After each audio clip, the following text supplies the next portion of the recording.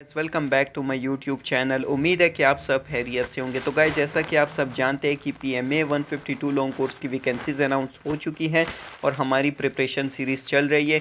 Preparation series में हमने most repeated और इम्पोर्टेंट एमसीक्यूज़ कवर कर लिए थे। इसके अलावा इंग्लिश के पोर्शन के प्रपोजिशन के भी काफ़ी ज़्यादा हमने क्वेश्चन तैयार कर लिए थे। आगे भी हमारी प्रिपरेशन सीरीज़ इंशाल्लाह कंटिन्यू होगी। लेकिन आज की वीडियो में कुछ बच्चों ने कहा था कि रजिस्ट्रेशन के हवाले से एक डिटेल वीडियो बना दे, तो आज की वीडियो में हमने आपको रजिस्ट्रेशन के बारे में कंप्लीट एक डिटेल वीडियो प्रोवाइड करनी है, जिसमें आपको कंप्लीट रजिस्ट्रेशन विद प्रूफ के साथ करके दिखाएंगे। और अगर आप लोगों की कोई क्यूरीज होंगी या कोई क्वेश्चंस होंगे तो उसका भी जवाब आपको दिया जाएगा। तो चलो चलते हैं अपनी स्क्रीन की तरफ। तो सबसे पहले आपने अपनी गूगल क्रोम पे आना है और वहाँ पर आपने टॉप पे लिखना है जॉइन पाक आर्मी।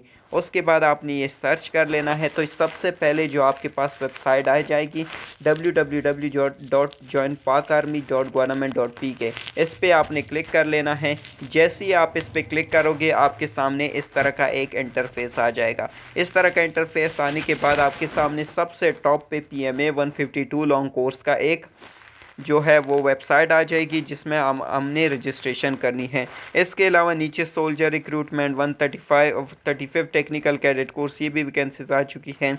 तो सबसे पहले हमने जो कि पीएमए 152 लॉन्ग कोर्स में अप्लाई करना है, तो यहाँ पर इसके टाइटल पे क्लिक कर लेंगे तो यहाँ पर इसकी कंप्लीट डिटेल आ गई। अगर हमने कोर्स डिटेल जाननी है तो हमने इस पर क्लिक करना होगा। रजिस्ट्रेशन के लिए यहाँ पे क्लिक करना होगा और रजिस्ट्रेशन के बाद एग्ज़ाम स्लिप निकालने के लिए यहाँ पे तीसरे नंबर पे क्लिक करना होगा।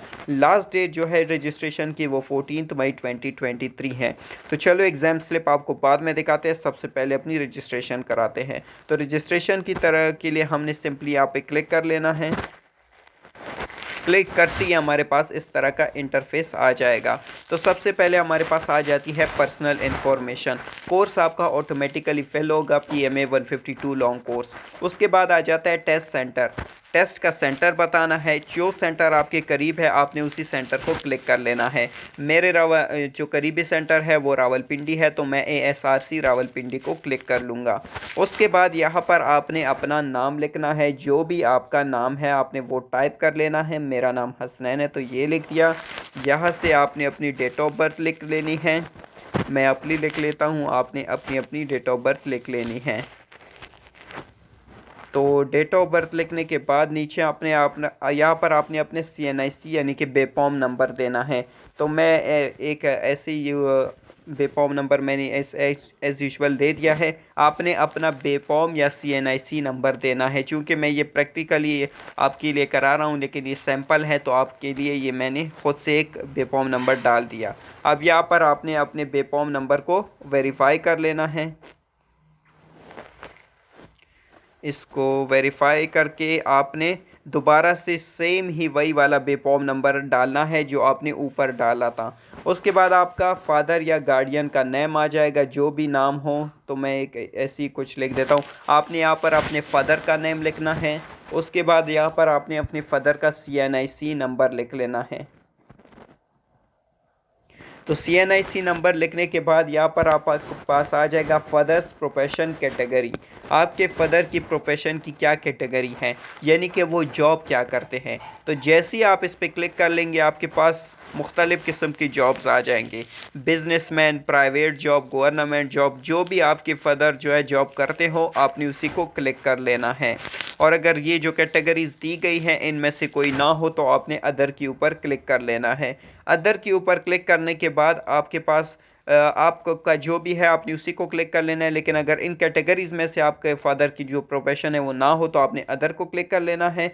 अदर के बाद यहाँ पर नीचे आपने अपनी फादर की प्रोफेशन डिटेल डाल देनी है कि वो क्या है, टीचर है, गवर्नमेंट एम्प्लॉय है या फिर आर्मी में काम करते हैं। तो इस वजह से आपने कुछ भी यहाँ पर अपने फादर की प्रोफेशन कैटेगरी लिख देनी है। अब अगर आपके जो फादर है वो पाक आर्मी, एयरफोर्स या नेवी में सर्व कर रहे हैं यानी कि ऑफिसर हैं, तो यहाँ पर आपने फादर्स रैंक लिख लेना है कि उनका रैंक क्या है, मेजर है, जनरल है, लेफ्टिनेंट जनरल है, कर्नल है, जो भी हो, सेकंड लेफ्टिनेंट, सूबेदार, ये जो भी हो आपने उसी को टिक कर लेना है। तो चूँकि मैंने अदर के ऊपर क्लिक किया था, तो अगर आपके जो वालिद साहब है वो पाक आर्मी, एयरफोर्स और नेवी में काम नहीं करते तो ये चीज़ें आपको फिल करने की कोई ज़रूरत नहीं है। कौन कौन सी? Father rank, father army number, father regiment, father parent unit, ये 4 चीज़ें आपको फिल करने की फिर कोई ज़रूरत नहीं। लेकिन अगर आपके फादर आर्मी या एयरफोर्स में तो ये 4 खाने आपको फिल करने हैं। तो इसके नीचे अब हम आ जाते हैं यहाँ पर फादर स्टेटस। तो यहाँ पर आप लोगों के पास स्टेटस है तो अलाइव पे आप लोगों ने क्लिक कर लेना है। उसके बाद फादर्स इनकम, आपके फादर की इनकम कितनी है तो आपने कोई भी इसमें से सेलेक्ट कर लेनी है। मैं एक एज यूजुअल सेलेक्ट कर लेता हूँ। तो ये चीज़ अब आपने नहीं करनी। अगर आपके फादर अलाइव है तो आपने place of death, father's nature of death, place of operation, father's type of injury, ये 4 ऑप्शन आपको फिल करने की कोई ज़रूरत नहीं है। इन केस अगर दूसरी सूरत में आप लोग को ये फिल करने पड़ेंगे। लेकिन अगर आपके फादर अलाइव है तो आपने ये 4 चीज़ें फिल नहीं करनी। उसके बाद यहाँ पर आपने अपने मदर नेम लिख लेना है। आपकी मदर का जो नाम है आपने वो लिख लेना है। नीचे आपने अपनी मदर का CNIC नंबर लिख लेना है। CNIC नंबर लिखने के बाद आपने यहाँ पर अपनी मदर की प्रोफेशन कैटेगरी सेलेक्ट कर लेनी है। ये अगर वो आर्मी में है तो आर्मी में आपने कोई भी रैंक सेलेक्ट कर लेना है। एयरफोर्स, नेवी जो भी है आपने यहाँ से सेलेक्ट कर लेनी है। इसके अलावा अगर इनमें से कोई नहीं है तो अदर पे क्लिक कर लेना है। मैं हाउस वाइफ पे क्लिक कर लेता हूँ। अगर आपकी मदर हाउस वाइफ है तो आपने हाउस वाइफ को क्लिक कर लेना है। यहाँ पर आपसे मदर्स की प्रोफेशन की डिटेल पूछी जाएगी तो आपने ऊपर हाउस वाइफ लिख दिया है तो नीचे भी आपने हाउस वाइफ लिख देना है।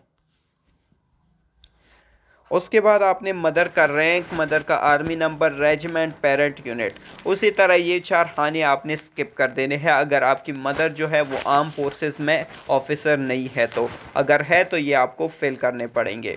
उसके बाद मदर का स्टेटस आपने अलाइव लगा लेना है। उसके बाद मदर की आपने इनकम लगानी है कि आपकी मदर की इनकम कितनी है। क्योंकि मैंने हाउस वाइफ लगाया था तो कोई इनकम नहीं है, नन पे क्लिक कर लेना है। उसके बाद यहाँ से आपने अपने फादर की एजुकेशन सेलेक्ट कर लेनी है। अगर वो primary, middle, matric, intermediate, bachelors, masters, post graduation, professional degree जो भी है आपने उसी को सेलेक्ट कर लेना है। मैं इसमें से कोई भी सेलेक्ट कर लेता हूँ। उसके बाद आपने अपनी मदर की एजुकेशन सेलेक्ट करनी है। जो भी आपकी मदर की एजुकेशन है इसमें से आप सेलेक्ट कर लेना। उसके बाद आपके सिबलिंग्स यानी कि आपके बहन भाई कितने हैं, टोटल आपने बहन भाई के नंबर लगाने हैं। मैं कोई भी लगा लेता हूं एज़ यूजुअल। आपने अपने रियल लगाना है। याद रखना कि इस फॉर्म में अगर आपने कोई भी गलत इन्फॉर्मेशन दे दी तो आपके रिजेक्शन के चांसेस काफ़ी ज़्यादा हो जाते हैं। और अगर उनको पता चल गया कि आपने यहाँ पर रॉन्ग इन्फॉर्मेशन दी है तो वो आपको रिजेक्ट कर सकते हैं। तो आपने कोशिश करनी है कि जो फॉर्म आप फिल कर रहे हैं इसमें आपने कंप्लीट जो है वो करेक्ट इन्फॉर्मेशन देनी है। उसके बाद फैमिली इनकम, अब ऊपर आपसे फादर और मदर की अलग अलग इनकम पूछी गई थी। यहाँ पर आपसे फैमिली की इनकम पूछी गई है कि आपकी फैमिली में बड़ा भाई, बहन, वालिद और वालदा, तमाम जो जितनी इनकम आती होगी आपने उस पर क्लिक कर लेना है। तो ये हमारे पास हम कोई भी सेलेक्ट कर लेते हैं। यहाँ से आपने अपने डोमिसाइल सेलेक्ट कर लेना है। एबटाबाद का है, अटक, कोई भी आपकी जो एजेंसी है आपने उसका डोमिसाइल सेलेक्ट कर लेना है यहाँ से।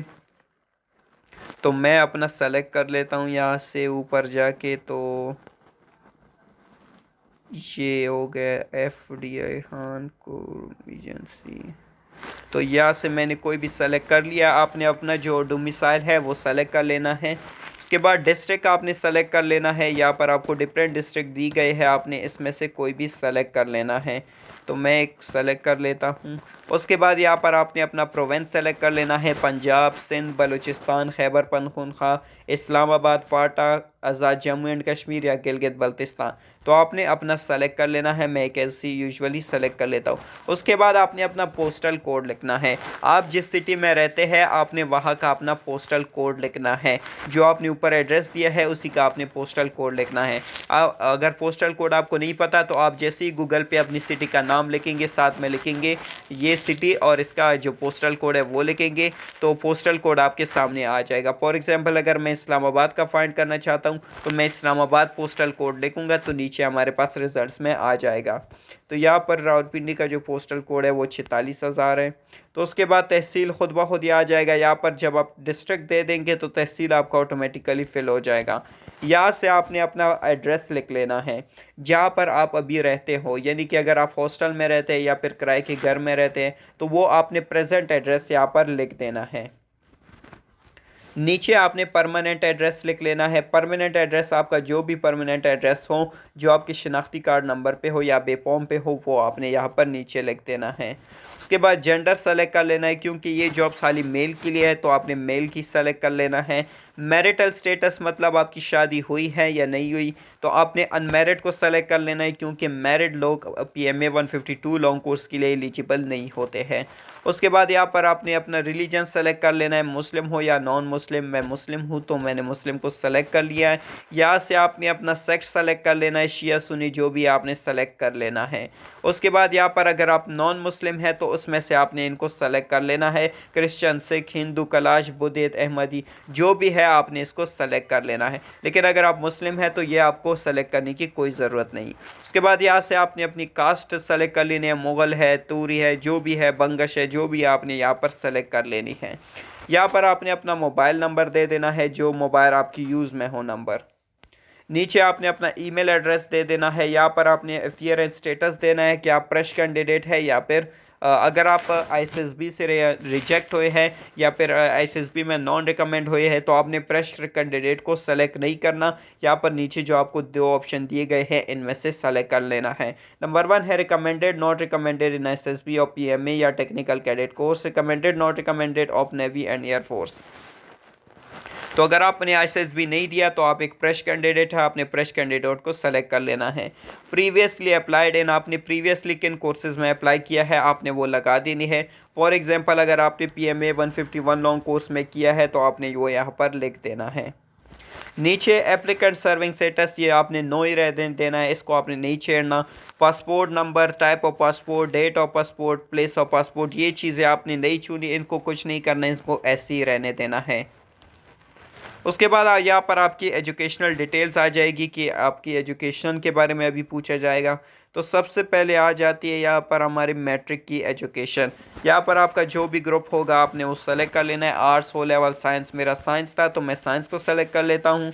यहाँ पर आपने रिजल्ट स्टेटस को सेलेक्ट कर लेना है। याद रखना कि मैट्रिक का आपका रिजल्ट स्टेटस कंप्लीट होना चाहिए। यहाँ पर आपने अपने मैट्रिक का यानी कि जो 10th क्लास का आपका रोल नंबर था वो लिख देना है। मैं कैस यूजुअल लिख देता हूँ। आपने जिस साल में पास किया था मैट्रिक का वो लिख देना है। यहाँ पर आपने जो मार्क्स लिए हैं मैट्रिक में आपने वो लिख देने हैं। यहाँ पर आपने टोटल मार्क्स लिख देने हैं मैट्रिक के। यहाँ पर आपने अपने मार्क्स की परसेंटेज लिख देनी है, ठीक है। उसके बाद नीचे आपने अपने स्कूल का नाम लिख देना है जिस स्कूल से आपने मैट्रिक किया था। नीचे आपने अपने बोर्ड सेलेक्ट कर लेना है कि जिस बोर्ड से भी दिया था, मैंने पिंडी बोर्ड से दिया था तो मैं पिंडी बोर्ड को सेलेक्ट कर लेता हूँ। नीचे जाएंगे तो यहाँ से हम रावलपिंडी बोर्ड को सेलेक्ट कर लेंगे, ठीक है। आपका जो भी बोर्ड है, फेडरल है, कोहाट है, आपने यहाँ पर जैसे ही क्लिक कर लेंगे आपके पास डिफरेंट बोर्ड्स आ जाएंगे, आपने सेलेक्ट कर लेना है। नीचे यहाँ से आपकी इंटरमीडिएट की वो क्वालिफिकेशन पूछी जाएगी, यानी कि FSC 12th क्लास की। ग्रुप आपने सेलेक्ट कर लेना है। मेरा FSC था तो मैं FSC को सेलेक्ट कर लेता हूँ, लेकिन अगर आपका कोई और ग्रुप है तो आप उसको भी सेलेक्ट कर सकते हैं। यहाँ पर रिजल्ट स्टेटस आपका कंप्लीट होना चाहिए। उसके बाद यहाँ पर आपका रोल नंबर आ जाएगा। आपका जो सेकेंड ईयर यानी कि FSC में आपका जो रोल नंबर था आपने वो लिख देना है। यहाँ पर अगर आप लोगों का रिज़ल्ट अभी तक नहीं आया है तो आपने कंप्लीटेड की जगह होप सर्टिफिकेट पे क्लिक कर लेना है। याद रखना अगर आप अभी सेकेंड ईयर में है यानी कि 12th क्लास का एग्ज़ाम आपने नहीं दिया है तो आपने यहाँ पर होप सर्टिफिकेट पे क्लिक कर लेना है, कंप्लीटेड पे क्लिक नहीं करना है। होप सर्टिफिकेट पे क्लिक करेंगे आप यहाँ पर, अगर आपका रिज़ल्ट नहीं आया अभी तक, काफ़ी बच्चों का जो ये कोर्स अनाउंस होता है तो रिज़ल्ट उनका नहीं आता तो वो होप सर्टिफिकेट पे अप्लाई कर लेते हैं।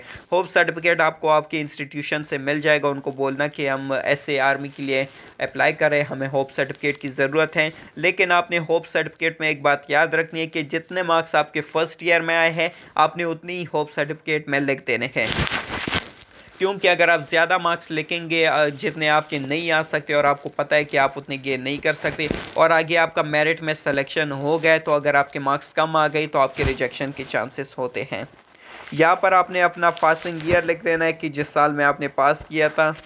यहाँ पर आपने मार्क्स ऑब्टेन लिख देने हैं तो कि कितने आपने ऑब्टेन किए थे। यहाँ पर आपने टोटल मार्क्स लिख लेने हैं।